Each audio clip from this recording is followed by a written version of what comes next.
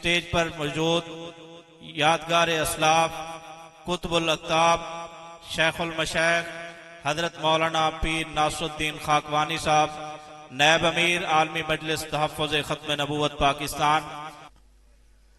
الحمدللہ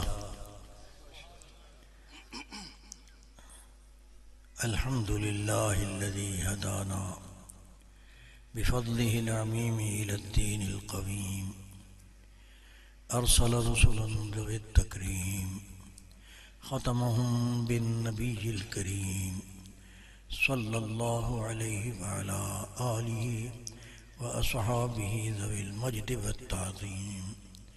أما بعد، فأعوذ بالله من الشيطان الرجيم. بسم الله الرحمن الرحيم. يا أيها الذين آمنوا اتقوا الله وكونوا مع الصادقين. آمنت بالله صدق الله مولانا العظيم وبلغنا رسوله النبي الكريم ونحن على ذلك لمن الشاهدين والشاكرين والحمد لله رب العالمين. حضرات محترم،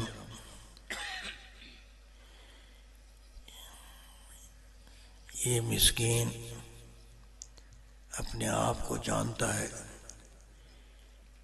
کہ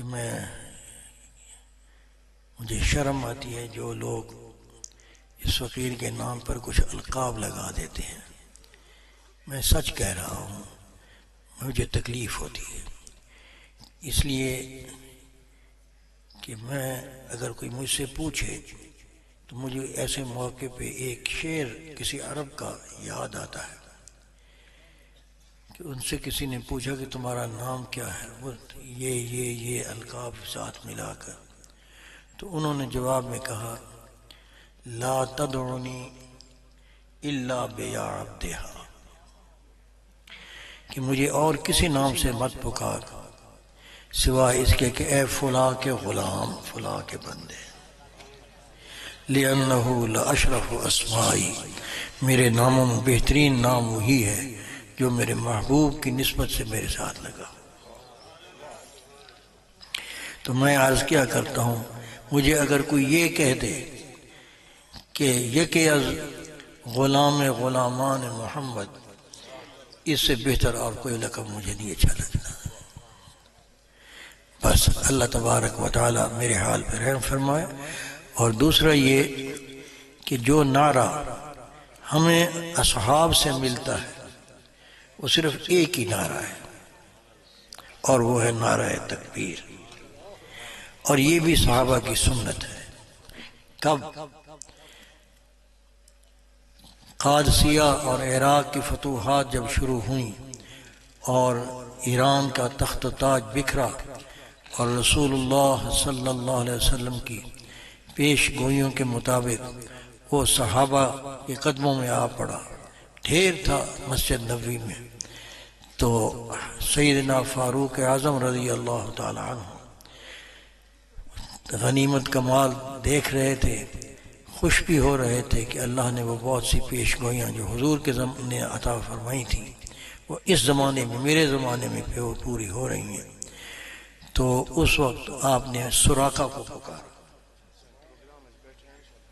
سراقہ ابن مالک کو پکارا اور کہا وہ سراقہ ادھر آؤ، تمہیں یاد ہے رسول اللہ صلی اللہ علیہ وسلم نے تمہیں ایک بشارت دی تھی جب تم نے غار سور کے دہانے پر کھڑے ہو کر یہ کہا تھا، پہلے بدعہدی کی تھی، پھر قول دیا تھا کہ مجھے معاف کر، مجھے چھڑایا جائے، اس لیے جو میرا گھوڑا دھنسا ہوا ہے، تو میں اب کسی کو اس راستے کا پتہ نہیں دوں گا، اور سچ کہہ رہا ہوں.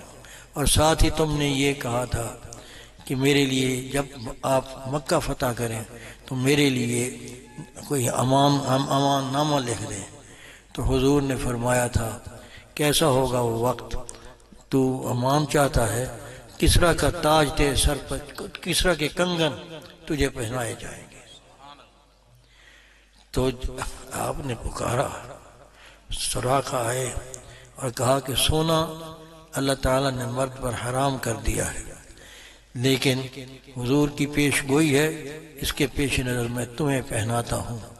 اور بعض فقہا نے لکھا کہ سراقہ اس سے مستثنا تھے، کیونکہ حضور صلی اللہ علیہ وسلم نے ان کو خبر دی تھی کہ کنگن تمہیں پہنائے جائیں گے، تو اس کے لیے وہ یا یوں سمجھے کہ حکم عام مخصوص البعض سمجھ لیں کہ سراقہ کے لیے وہ حکم شامل نہیں ہوا۔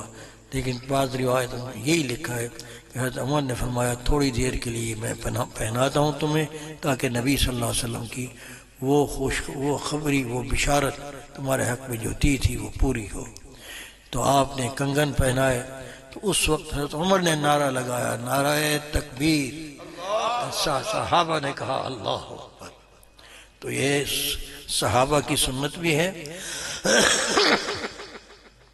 اور اس سے زائد میں کچھ عرض کرتا ہوں۔ میری طبیعت کچھ خراب تھی، میں اس لیے وہاں سے معذرت کر کے آیا۔ راستے میں انہوں نے کہا تھوڑی دیر کے لیے وہاں چلے جاتے ہیں، تو میں چلو حاضر لگ جائے گی، تو میں حاضر ہو گیا ہوں۔ میں کل سے میری طبیعت ناساز ہے، نزلہ زکام وغیرہ ہو رہا تھا، کھانسی تھی، تو میں خود بھی مشکل میں تھا، اس لیے میں نے معذرت کر دی، وہاں نہیں جا سکا۔ وہ رنجیدہ بھی ہوئے بس، لیکن میں کیا کرتا۔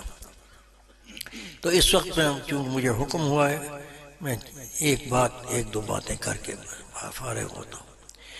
میں نے جو آیت آپ کے سامنے پڑھی ہے، یا ایھا الذین آمنوا اتقوا اللہ وکونوا مع الصادقین، پہلی بات یہ ہے کہ قرآن حکیم میں جہاں کہیں بھی تقوی کا بیان آیا ہے، تقوی کا حکم آیا ہے، تو ساتھ اس کے تقوی کا کوئی فائدہ بتایا۔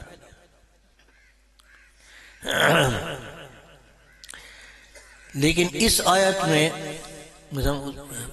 سورہ طلاق میں وَمَن يَتَّقِ اللَّهَ يَجْعَل لَّهُ مَخْرَجًا وَيَرْزُقْهُ مِنْ حَيْثُ لَا يَحْتَسِبُ وَمَن يَتَّقِ اللَّهَ يُكَفِّرْ عَنْهُ سَيِّئَاتِهِ وَيُعْظِمْ لَهُ أَجْرًا يَا أَيُّهَا الَّذِينَ آمَنُوا إِن تَتَّقُوا اللَّهَ يَجْعَل لَّكُمْ فُرْقَانًا وَيُكَفِّرْ عَنْكُمْ سَيِّئَاتِكُمْ وَيَغْفِرْ لَكُمْ وَاللَّهُ ذُو الْفَضْلِ الْعَظِيمِ۔ تو ہر جگہ کوئی نہ کوئی اس کا حکمت اور فائدہ بیان کیا جائے، یہاں اس کے حاصل کرنے کا طریقہ بتایا گیا، یا ایھا الذین آمنوا اتقوا اللہ وکونوا مع الصادقین، کہ اے ایمان والو ڈرو اللہ سے، اتقوا اللہ کا خوف دل میں رکھو، اللہ کی ناراضگی سے بچو، اللہ تعالیٰ کی خوشی حاصل کرنے کی کوشش کرو، اور سچے لوگوں کے ساتھ ہو جاؤ۔ سچے لوگ قرآن کی روح سے کون ہیں؟ سچے لوگ قرآن کی روح سے کون ہیں؟ سیدنا صدیق اکبر رضی اللہ تعالی عنہ کے بارے میں یہاں اس آیت کے حاشیہ پر علامہ ابو بکر ابن العربی رحمۃ اللہ علیہ اس آیت کی شرح میں فَاثْبُتُوا کی تشریح میں یہ واقعہ، یہ بات لکھتے ہیں کہ ثبات کس کو کہتے ہیں؟ اے ایمان والو، جب تم دشمن سے ملو، مٹ بھیڑ ہو، تو ثابت قدم رہو۔ تو ثابت قدم کی تشریح میں علماء نے لکھا ہے کہ ثبات اس کیفیت کو کہتے ہیں کہ جب آدمی پر سخت مصیبت ہو، سخت خوف ہو، اس وقت اس کی زبان اور اس کے دماغ کا اور دل کا رابطہ قائم رہ جائے۔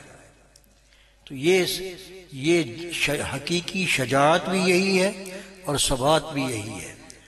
اور اس معنی میں وہ لکھتے ہیں، اس پر احکام القرآن ان کی ایک شرح ہے، ابو بکر ابن العربی، یہ عربی نہیں، ابن العربی نہیں جو صوفی ہے مشہور، جو عارف باللہ ہے، یہ دوسرے ہیں جو فقیہ ہیں اور اصحاب ترجیح میں سے ہیں، اور مالکی شافعی اپنے آپ کو لکھتے ہیں۔ وہ دونوں اماموں کی ترجیح کے ساتھ جہاں جس مسئلے میں ترجیح ہوتی ہے اس پر عمل کرتے ہیں۔ تو انہوں نے لکھا کہ اس معنی کے لحاظ سے کہ سخت مصیبت کے وقت میں جو ثابت قدم رہ جائے، جس کی زبان اور جس کے دل میں کوئی بے ارتباطی نہیں ہوئی، تو وہ صدیق اکبر رضی اللہ تعالیٰ عنہ۔ کیوں؟ فرمایا کہ حضور کی وصال کے بعد 6 موقعوں پر ابو بکر صدیق رضی اللہ تعالیٰ عنہ اس بات کا ایسا مظاہرہ کیا ہے کہ اگر آپ کی جگہ کوئی اور ہوتا تو قدم ڈگمگا جاتے۔ پہلا یہ کہ جب آپ صلی اللہ علیہ وسلم کا وصال مبارک ہوا تو اس وقت موجود نہیں تھے، تو سیدنا صدیق اکبر جب آئے تو ایک عام منظر دیکھا کہ اس مسجد نبوی میں حضرت عمر رضی اللہ تعالیٰ عنہ ننگی تلوار لے کر کھڑے ہیں اور یہ کہہ رہے ہیں کہ جو کوئی کہے گا ان کے محمد وفات پا گئے، چلے گئے، ان پر موت آ گئی، میں اس کی گردن اڑا دوں گا۔ وہ ابھی نہیں گئے، پھر واپس آئیں گے۔ تو معلوم ہوا کہ وہ اس وقت اتنی پریشانی میں تھے۔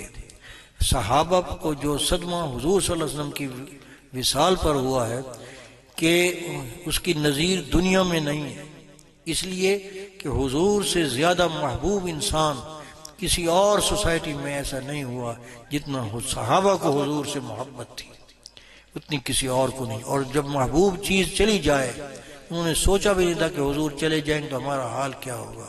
تو اس لیے بڑے بڑے اکابر پہاڑ جو تھے ثبات کے اور مضبوطی کے، ان کے بھی اعصاب جواب دے گئے۔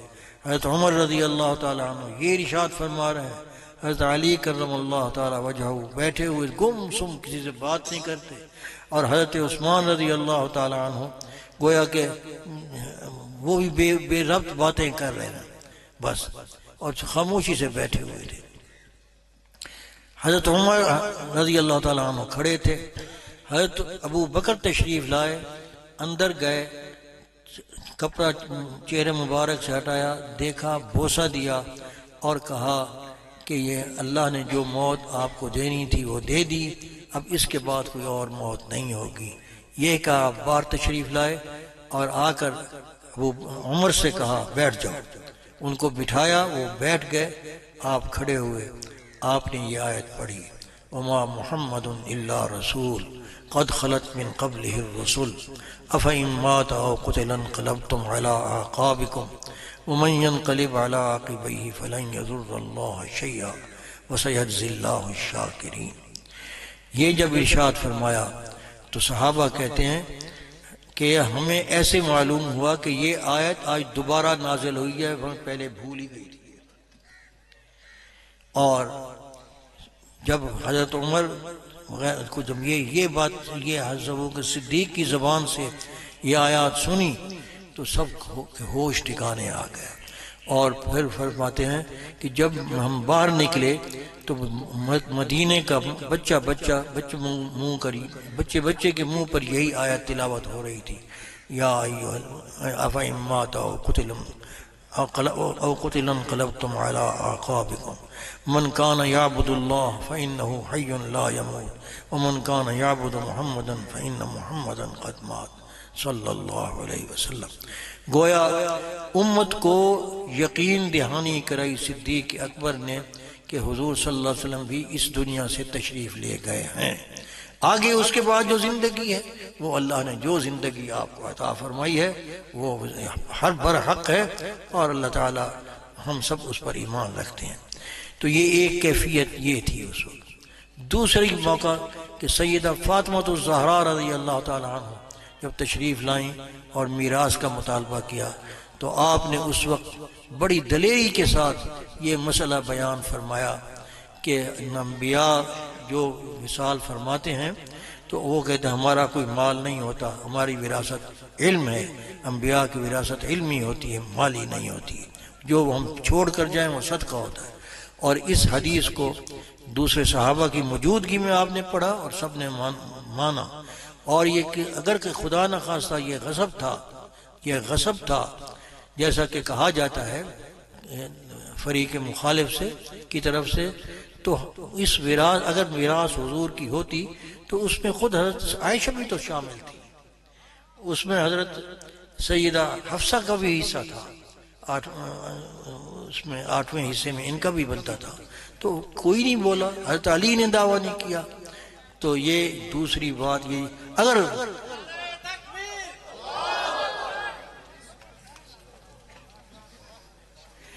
پھر اس طرح دو اور اسامہ کے لشکر کو بھیجنے کے وقت حضرت سیدنا صدیق اکبر رضی اللہ تعالی عنہ نے یہی وہاں استقامت دکھائی۔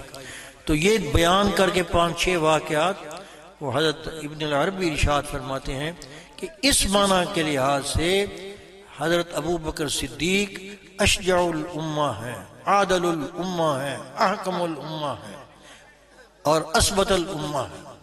اللہ تبارک و تعالی ہمیں صحیح بات بتائے۔ تو میں اس وقت یہ آیت اس لیے یاد کر رہا ہوں کہ اس آیت سے سیدنا صدیق اکبر رضی اللہ تعالی عنہ نے اس موقع سے جو معنی فرمایا ہے، متعین فرمایا ہے، وہ کیا ہے، قرآن سے ثابت کیا۔ یا ایھا یہ ثقیفہ بنو ساعدہ میں، یا ایھا الذین آمنوا اتقوا اللہ وکونوا مع الصادقین۔ تو آپ نے فرمایا یہ آیت صادقین کی، یہ آیت قرآن میں یہ بتا رہی ہے کہ یا ایھا الذین آمنوا اتقوا اللہ وکونوا مع المہاجرین۔ کیوں؟ اس لیے کہ اللہ نے ہمیں لقب دیا ہے قرآن کے اندر سورہ حشر میں، للفقراء الذین اخرجوا من دیارہم واموالہم یبتغون فضلا من اللہ ورضوانا وینصرون اللہ ورسولہ اولئک هم الصادقون۔ تو یہاں صادقون کہا گیا ہے مہاجرین کو، اور انصار کو کہا گیا ہے مفلحون۔ تو پھر مفلحون کو حکم دیا ہے کہ تم صادقون کے ساتھ رہنا۔ اگر خلافت تمہارا حق ہوتا تو یہ آیت یوں نہ ہوتی یا ایھا الذین آمنوا اتقوا اللہ وکونوا مع الصادقین، بلکہ تمہیں خطاب ہوتا کہ کونوا مع المفلحین، ہمیں خطاب ہوتا۔ تو یہ تمہیں خطاب ہے انصار کو کہ اے مفلحین تم صادقین کا ساتھ دینا، جہاں ہوں وہیں تم کھڑے ہونا۔ بس آپ کا یہ استدلال کرنا تھا کہ حضرت عمر رضی اللہ عنہ فرماتے ہیں کہ سب انصار نے اپنا دعویٰ چھوڑ دیا، اور مجھے یہ حیرانی ہوئی کہ اتنی گہری نظر ہے حضرت صدیق اکبر کی قرآن پر کہ انہوں نے اس موقع پر اس سے استدلال کیا اور سارے صحابہ کے اندر امن قائم ہو گیا۔ میرے دوستو، اس وقت میرے دل میں یہ بھی ہے کہ ہاں ایک واقعہ اور بھی ہے اس آیت پر، ربنا اغفر لنا ولاخواننا الذین سبقونا بالایمان ولا تجعل فی قلوبنا غلا للذین آمنوا ربنا انک رؤوف الرحیم۔ کہ حضرت حافظ ابن حجر رحمہ اللہ نے اسی آیت کے حاشیے پر یہ واقعہ لکھا ہے کہ حضور صلی اللہ علیہ وسلم ایک دن مسجد میں تشریف فرما تھے۔ راوی اس حدیث کے حضرت عبداللہ ابن عمرو ابن العاص ہیں۔ وہ فرماتے ہیں کہ ہم بیٹھے ہوئے تھے مسجد نبوی میں، تو ابھی حضور صلی اللہ علیہ وسلم نے فرمایا ابھی ایک شخص آئے گا جو جنتی ہوگا، ابھی ایک شخص آئے گا جو جنتی ہوگا۔ ہم انتظار میں دیکھ لیں گے کہ اتنے میں ایک صاحب آئے، وضو کیا، وضو کر کے جوتے ہاتھ میں لیے ہوئے تھے بائیں ہاتھ میں، مسجد نبوی میں رکھ کے آ کر بیٹھ گئے۔ پھر دوسرا دن یہی ہوا کہ آپ نے فرمایا ابھی ایک شخص آئے گا، جو آئے گا وہ جنتی ہوگا۔ پھر وہی شخص اسی حالت میں پھر آیا۔ پھر تیسرے دن حضور صلی اللہ علیہ وسلم نے پھر فرمایا ابھی جو آئے گا وہ اہل جنت میں سے ہوگا۔ تو تیسرے دن بھی یہی صاحب تشریف لائے۔ ہم حیران تھے کہ یہ کیا عمل کر کے آتا ہے جو حضور صلی اللہ علیہ وسلم فرماتے ہیں، اتنی شد و مد کے ساتھ 3 مرتبہ بشارت دی جا رہی ہے۔ تو حضرت عبداللہ ابن عمر فرماتے ہیں میں نے ایک ہیلا کیا۔ میں نے جب مجلس ختم ہوئی تو میں ان کے پاس گیا، میں نے کہا چچا میرا آج والد سے اپنے کچھ اختلاف ہو گیا ہے اور میں نے قسم کھائی ہے کہ میں گھر نہیں جاؤں گا، تو کیا مجھے آپ رات کو پناہ دے سکیں گے؟ تو انہوں نے کہا آ جاؤ۔ میں وہاں چلا گیا، ایک رات سویا وہاں۔ میں نے دیکھا کہ رات کو کیا عمل کرتے ہیں، کوئی خاص عمل نہیں کیا۔ میں نے بھی نماز پڑھی، انہوں نے بھی نماز پڑھی، اور البتہ اتنا تھا کہ کروٹ لیتے تھے تو کروٹ لیتے وقت اللہ ان کے منہ سے نکلتا تھا، یا اللہ اکبر سبحان اللہ، کوئی نہ کوئی کلمہ نکلتا، خیر کا نکلتا تھا۔ تو ایک رات بھی یہی ہوا، دوسری رات بھی یہی ہوا کہ کوئی خاص عمل مجھے سامنے تو نہ آیا۔ تیسری رات بھی جب گزر گئی تو پھر میں نے ان سے کہا حضرت بات یہ ہے کہ میرے کوئی والد سے اختلاف نہیں ہوا، بات یہ ہے کہ جب آپ مسجد نبی میں جب آئے ہیں ایک دن بھی رسول اللہ صلی اللہ علیہ وسلم نے فرمایا کہ جس نے جنتی کچھ شخص کو دیکھنا ہو اس کو دیکھ لے، دوسرے دن بھی اور تیسرے دن بھی۔ مجھے یہ شوق ہوا کہ میں جانوں کہ کیا عمل کر کے آتے ہو۔ تو انہوں نے پھر پوچھا کہ بتاؤ کون سا عمل میرا دیکھا، کون سا عمل میرا دیکھا؟ کہنے لگے میں نے تو کوئی خاص عمل نہیں دیکھا۔ تو کہنے لگا بس یہی کچھ ہے جو میں تمہارے سامنے کرتا ہوں۔ تو میں واپس جانے لگا، یوں ہی میں مڑا تو کہتے ہیں البتہ ایک بات اور ہے، وہ یہ ہے، یہ سن لیں آپ کہ رسول اللہ صلی اللہ علیہ وسلم کی تربیت کا طریقہ کار کیا تھا۔ ایک بات اور ہے، وہ یہ کہ جب میں صبح کرتا ہوں یا شام کرتا ہوں تو میرا دل کسی مسلمان کے خلاف میرے اندر کوئی دھوکہ غل اس کا کوئی کینہ نہیں ہوتا، میرا دل مسلمانوں سے کے محبت سے بھرا ہوا ہے، کسی کے خلاف کینہ نہیں ہے۔ کہنے لگے بس پھر یہی عمل ہے۔ تو میرے دوستو، اپنے قلوب کی صفائی کرنا، اور یہ صفائی ہوتی ہے اللہ کے ذکر سے۔ تو اللہ تبارک و تعالی ہمیں بھی وہ اعمال جو صحابہ اور تابعین نے کیے ہیں ہمیں بھی کرنے کی توفیق عطا فرمائے، اور اپنے قلب کی کیفیت صادقین اور صالحین کی صحبت میں رہ کر اپنی اصلاح کی کوشش کریں، تاکہ ہم اللہ کی نظر پڑتی ہے، مال پر نہیں پڑتی، صورتوں پر نہیں پڑتی، لیکن دلوں پر پڑتی ہے۔ اللہ کی دل جو ہے انسان کا وہ محل نظر الہی ہے۔ اللہ تبارک و تعالی ہمیں اپنے مشائخ کی صحبت میں، بزرگوں کی صحبت میں بیٹھ کر اپنی اصلاح کرنے کی توفیق عطا فرمائے، اور مسلمانوں کی محبت عطا فرمائے۔ مسلمانوں سے من حیث الاسلام بے من حیث المسلمان محبت کرنا یہ جنت کی نشانی ہے۔ حافظ ابن حجر رحمہ اللہ نے اس شخص کا نام، باقیوں نے نام نہیں لکھا، جو یہ جنتی کی بشارت جنہوں نے دی تھی، وہ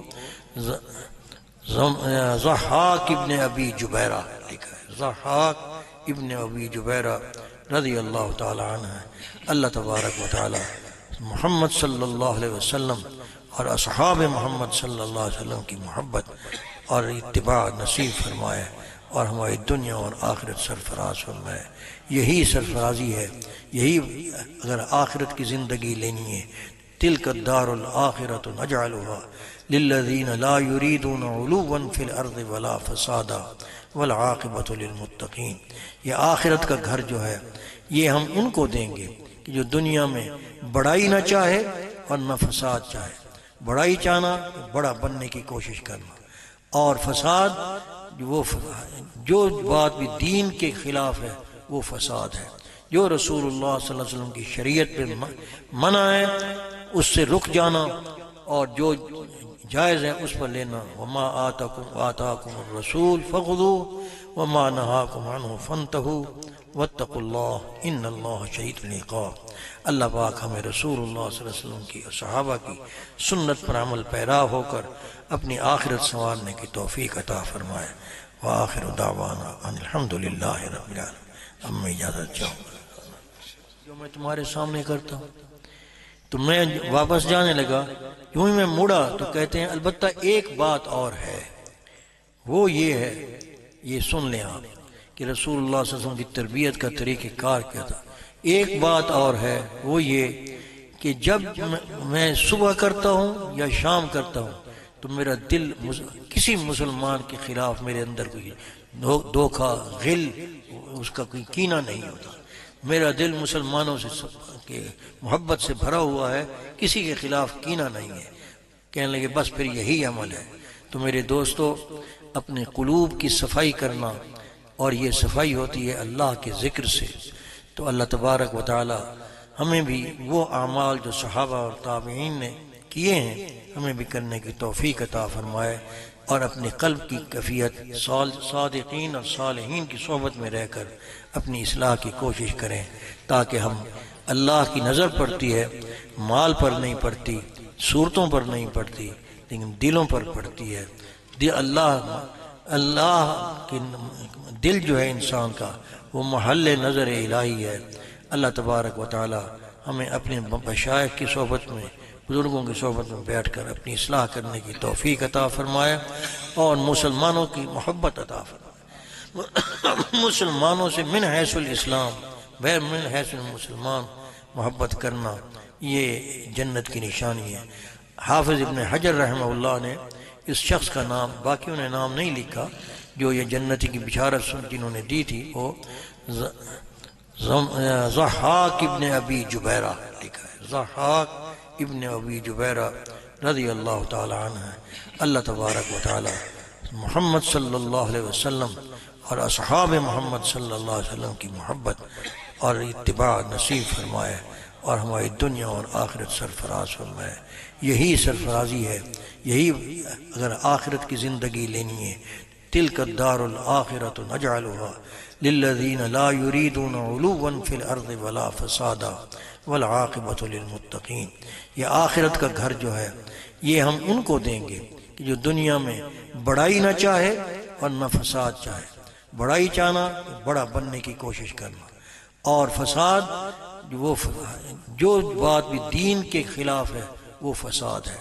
جو رسول اللہ صلی اللہ علیہ وسلم کی شریعت پہ منع ہے اس سے رک جانا، اور جو جائز ہے اس پر لینا۔ وما آتاکم الرسول فخذوه وما نہاکم عنہ فانتہوا واتقوا اللہ ان اللہ شدید العقاب۔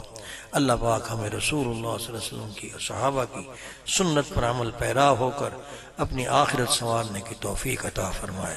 وآخر دعوانا ان الحمد للہ رب العالمین۔ اب میں اجازت چاہوں گا۔